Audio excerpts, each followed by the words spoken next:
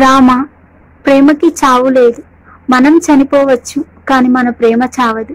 ఎన్ని జన్మలైనా సరే నీ కోసం, నీ ప్రేమ కోసం ఎదురు చూస్తూ ఉంటాను. కార్తీక్, నువ్వు అక్కడ కనే కల నాకు ఇక్కడికి వినిపిస్తుంది. కొంచెం వాల్యూమ్ తగ్గిస్తావా? Sorry sir. సీత, రాజారాం గారిని డిస్టర్బ్ చేయకుండా కాస్త సౌండ్ తగ్గించి కొంచెం నెమ్మదిగా, ఇంకొంచెం మెల్లిగా మళ్ళీ ఇంకోసారి చెప్పవా? రామ, ప్రేమకి చావు లేదు. మనం చనిపోవచ్చు, మన ప్రేమ చావదు.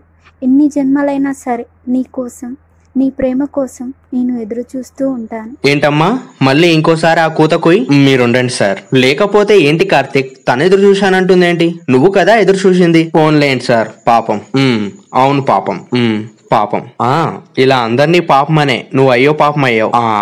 పాప చి సీత, నీ కోసం ఎదురు చూసి చూసి నా కళ్ళు కాయలు కాశాయి. ఇంకా ఇప్పటికీ నీ కోసం ఎదురు చూసే ఓపిక, తీరిక నాకు లేవు గాని నువ్వే నా కోసం కాస్త ధైర్యం తెచ్చుకొని నా దగ్గరికి వస్తే రాజారాం గారు తలుపు తీస్తారు. బెడ్రూమ్ కొచ్చి నన్ను లేపావంటే డైరెక్ట్ గా కార్యం కానిచ్చేద్దాం. కార్తిక్, చచ్చా అది కాదు సార్, శుభకార్యం. I mean marriage. అదే పెళ్లి చేసుకుందాం అంటున్నాను. ఓ అదే.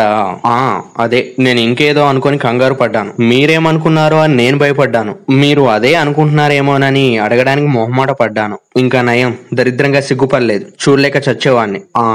అది సరే గాని ఇంతకీ సీత ఏంటి సార్? ఏ సమాధానం చెప్పట్లేదు, అసలు రిప్లై ఇవ్వట్లేదు. జవాబు ఇవ్వడానికి, బదులు చెప్పడానికి ఇది ఇలా కాదు, కళ. ఓ అవును కదా. ఇలాంటి కళలు రాకుండా ఉండాలంటే ఏం చేయాలి సార్? పడుకోకూడదు. పగలు రాత్రి అని తేడా లేకుండా, కళ్ళు ఒళ్ళు వాల్చకుండా, నిద్రపోకుండా మెలకువతో ఉండాలి. అది మీ ఆత్మలకి సాధ్యం, మా మనుషులకి అసాధ్యం. ఏదేమైనా పొద్దు పొడిచే వరకు, కోడి కూసే వరకు నేను కళ్ళు తెరవను, నిద్ర లేవను. పొద్దు పొడిచి 2 జాములైంది. కూసిన ఆ కోడి బిర్యానీ కూడా అయింది. పడుకున్నది చాలే గాని ఇక లేచి తగలడు.